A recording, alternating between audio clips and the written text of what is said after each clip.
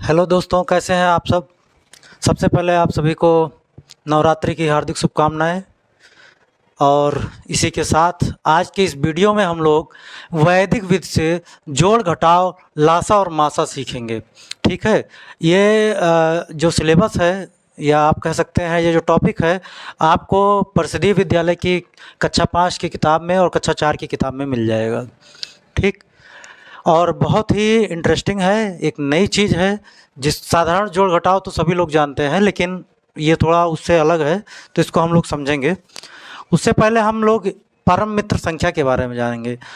तो परम मित्र संख्या क्या होती है? जैसे जीरो है, ऐसी दो संख्याएं जिनका योगफल 10 हो वो एक दूसरे की परम मित्र संख्याएं कहलाती हैं। जैसे 0 और 10 का योगफल क्या होगा? 10। तो हम कह सकते हैं कि 0 का परम मित्र 10 होगा और 10 का परम मित्र 0 होगा, 0 होगा। ठीक, इसी प्रकार से 1 का परम मित्र कौन होगा? 1 का परम मित्र 9 होगा और 2 का परम मित्र 8 होगा। देखिए, दोनों का योगफल 10, 8 2 10। तो 1 का परम मित्र संख्या 9 हो गई और 9 के परम मित्र संख्या 1 हो गई। ठीक, इसी प्रकार से 3 का 7 हो जाएगा, 4 का 6 हो जाएगा। 5 की परम मित्र संख्या हमेशा 5 ही होती है। 6 के लिए 4 हो जाएगी और 7 के लिए 3, 8 के लिए 2 और 9 के लिए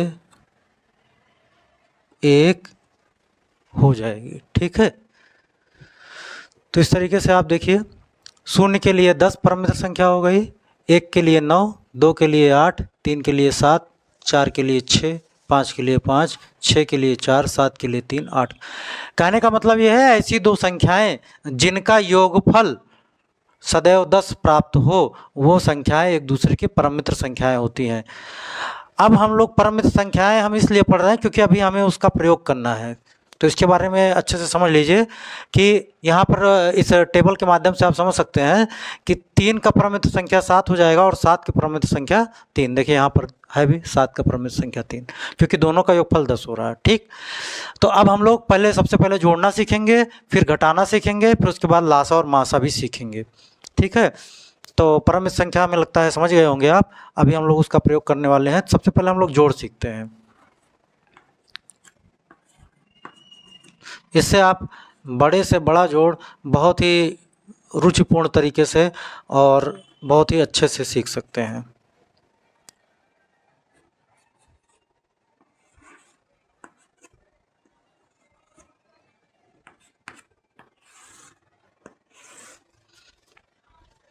कम से कम हम लोग 2 एग्जाम्पल देख लेते हैं।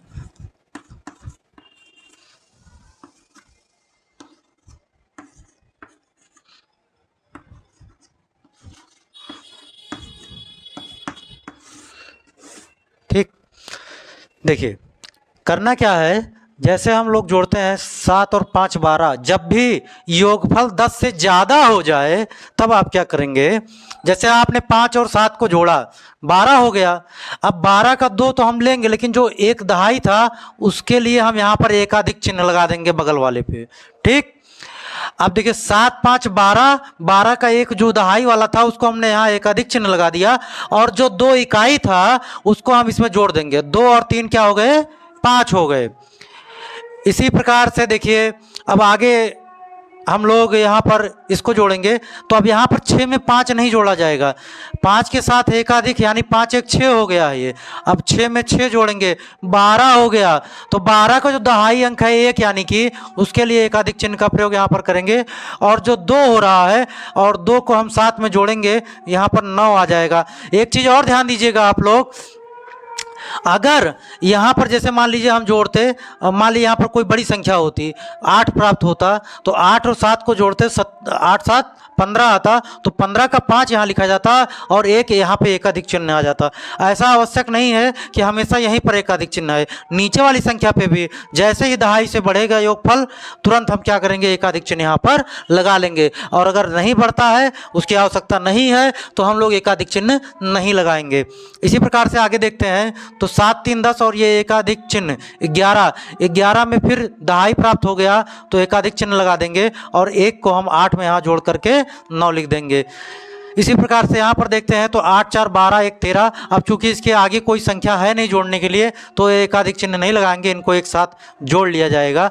तो 8 4 12 1 13 और 3 16, यह हमारा उत्तर आ गया। इसी प्रकार से अगला उदाहरण देखते हैं हम लोग। तो 5 3 8, देखिए जोड़ने पर क्या हुआ, 8 प्राप्त हुआ। क्या 8 दहाई में है? नहीं, दहाई इकाई संख्या है। वो 8 क्या है? इकाई संख्या है। तो हम लोग क्या करेंगे, यहाँ पर एकाधिक चिन्ह नहीं लगाएंगे बल्कि हम आगे बढ़ेंगे। तो 8 7 15। अब देखिए दहाई में योगफल प्राप्त हो गया। जब दहाई में योगफल प्राप्त हो गया तो इसके बगल वाले पर एकाधिक चिन्ह लगा देंगे और 15 के 5 यहाँ पर हम लोग लिख देंगे। ठीक, उसके बाद देखिए 4 और 6 को जोड़ेंगे, 10 हो गया। 10 में 0 को जोड़ा जाए, 10 हो गया तो तुरंत पहले यहाँ पर तो एकाधिक चिन्ह लगा दीजिए, सबसे पहला काम। अब क्या हुआ, उसका शून्य और इसका शून्य मिलकर शून्य और ये एकाधिक चिन्ह 1, तो यहां पर क्या जाएगा 1। समझ में आई बात? फिर से देख लीजिए, 6 और 4 को जोड़े, 10 हो गया। 10 का 1 हम ले लेंगे, 10 का 1 जो है दहाई वाला वो यहाँ पर आ जाएगा एकाधिक चिन्ह बन करके, और जो शून्य था वो इस शून्य में जुड़ जाएगा, शून्य शून्य मिल करके शून्य हो जाएगा और ये एकाधिक जो था यहाँ पर शून्य और 1 मिल करके 1 हो जाएगा। इसी प्रकार से आगे देखते हैं तो 5 और 9 14 और 1 15, तो 15 का 5 लिया जाएगा लेकिन एकाधिक चिन्ह यहां पर लगा देंगे, या आप इस तरीके से भी जोड़ सकते हैं 9 1 10, 10 और 5 15। ठीक, तो 15 का 5 लेंगे और 1 जो है यहां पर एकाधिक चिन्ह बन जाएगा। तो 5 और 8 13, 13 का तो 3 तो वहां लिख देंगे लेकिन एकाधिक चिन्ह यहां पर लगाना नहीं भूलेंगे, इस चीज का विशेष ध्यान रहे। अब देखिए इसमें दो जगह एकाधिक चिन्ह आ गया। अगर इससे जैसे यहाँ पर हमने 3 संख्याओं का जोड़ लिया है, हो सकता है आप 4 संख्याओं 5 संख्याओं का जोड़ लेंगे, तो जितने भी संख्याओं का लेंगे जब जब आपको दहाई में योगफल जिस जिस स्टेप पे प्राप्त हो जाएगा वहाँ पे उसके बगल वाले पे आप क्या करेंगे, एकाधिक चिन्ह लगा देंगे। इसी प्रकार से आप इसको जोड़ लेते हैं तो 6 1 7, 7 7 14, 14 1 15 और 1 16, क्योंकि अब आगे कुछ था नहीं जोड़ने के लिए तो एकाधिक चिन्ह नहीं लगाने की आवश्यकता थी। ठीक, तो ये था हमारा वैदिक विधि से जोड़ का नियम। अब हम लोग जरा घटाव का नियम भी देख लेते हैं। आप इसको दोबारा वीडियो देख लीजिएगा, अगर कहीं कोई कन्फ्यूज़न होगा आप लोगों को क्लियर हो जाएगा। ठीक, अब हम लोग एक घटाव का एग्जाम्पल लेते हैं।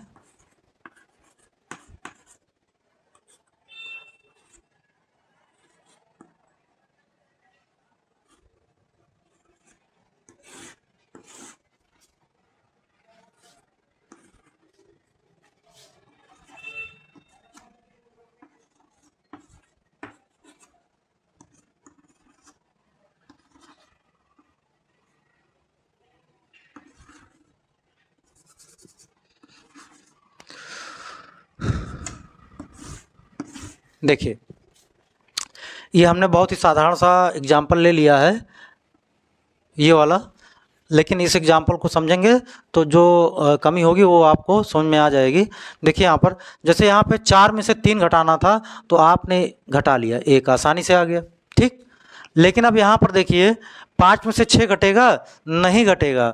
तो हम लोग इसके पहले जो पूर्व विधि जानते थे यहाँ से उधार लेते थे, है ना, लेकिन यहाँ पर ऐसा नहीं करना है।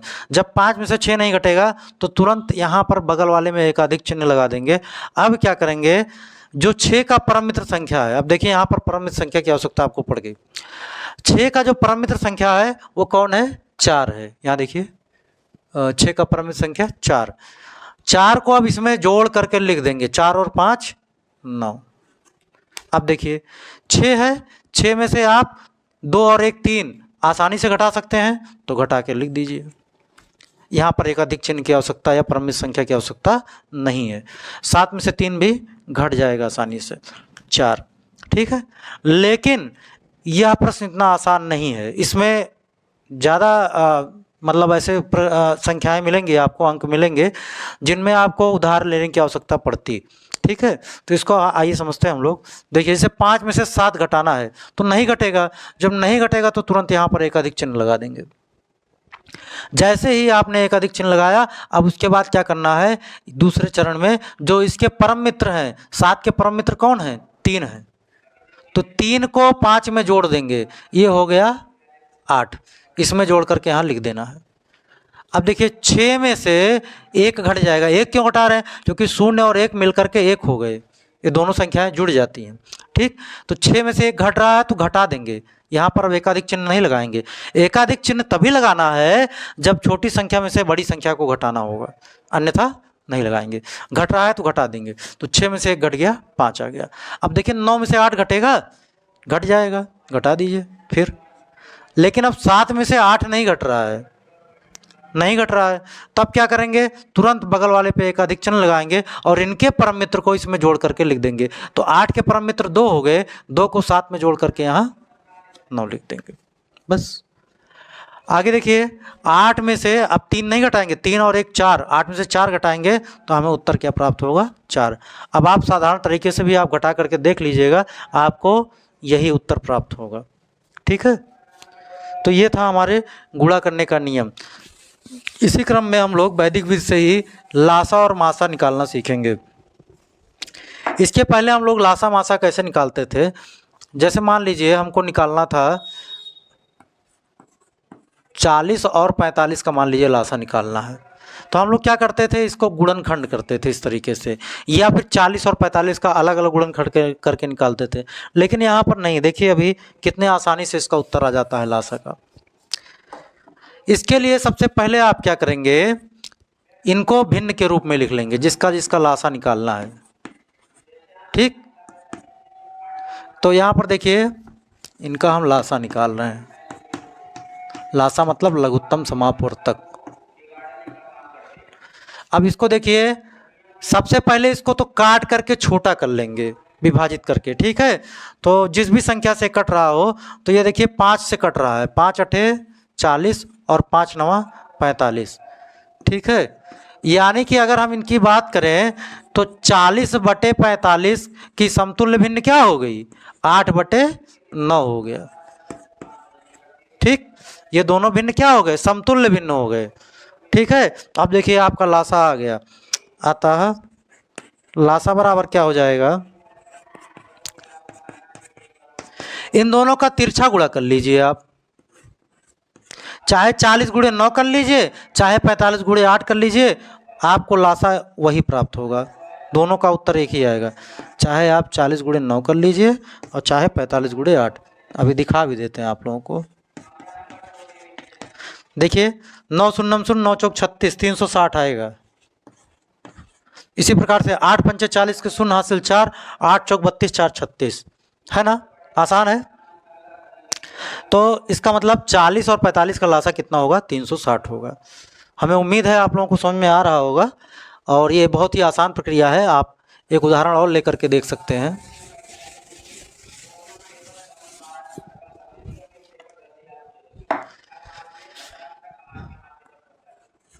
मान लीजिए हम 30 और 45 का लासा निकालते हैं आपकी बार।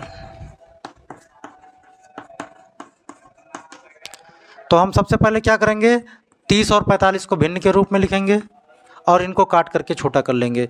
तो 5 छक 30, 5 नवा 45, अभी भी कट रहा है।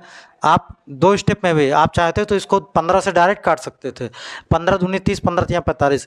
लेकिन अगर आप डायरेक्ट नहीं काट पा रहे हैं तो आप क्या करेंगे कि 2 स्टेप 3 स्टेप में भी इसको काट सकते हैं। तो 3 दूनी 6, 3 त्रिका 9। तो यहाँ पर क्या आया, 2/3। बस इतना ध्यान देना है, इसको काट करके एकदम छोटा कर लेना है कि इसके बाद फिर इन दोनों में कोई ऐसी कॉमन संख्या ना मिले जिससे दोनों विभाजित हो रहे हों, ठीक है। तो इसका मतलब क्या हो गया, हमको जो मिला 30/45, इसकी समतुल्य भिन्न क्या मिल गई, 2/3। अब फिर वही चीज़ तिरछा गुणा कर लेंगे, हमको लासा मिल जाएगा।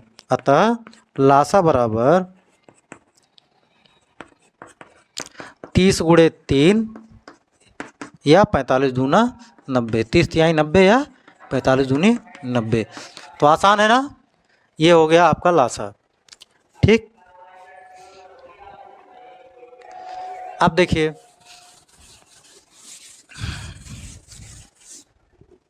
हम लोग मासा देखते हैं। मान लीजिए हमको मासा निकालना है 15, 30 और 45 का।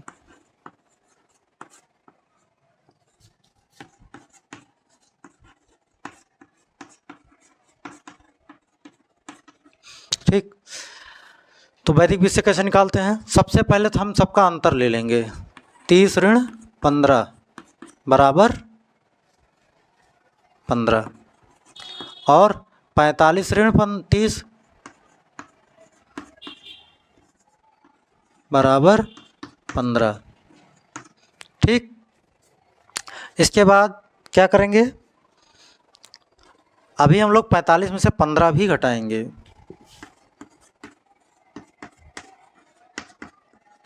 मतलब सब का एक दूसरे से हमें डिफरेंस लेना है। उसके बाद देखेंगे सबसे छोटा अंतर कौन सा है। ये देखिए 15, 15 और 30 हमें अंतर प्राप्त हुआ है, तो सबसे छोटा अंतर कौन सा है? 15 है। तो हम क्या करेंगे, इसी 15 को लेंगे और तीनों में भाग दे करके देखेंगे क्या शेषफल शून्य आता है। तो जैसे हमने 15 से 15 को भाग दिया तो 15 एक कम, देखिए इसका शेषफल तो शून्य हो गया। इसी प्रकार से अब 15 से 30 में हम भाग देंगे, 15 दूनी 30, शून्य हो गया। अब इसी प्रकार से हम 15 से 45 में भाग देंगे, 15 तिया 45।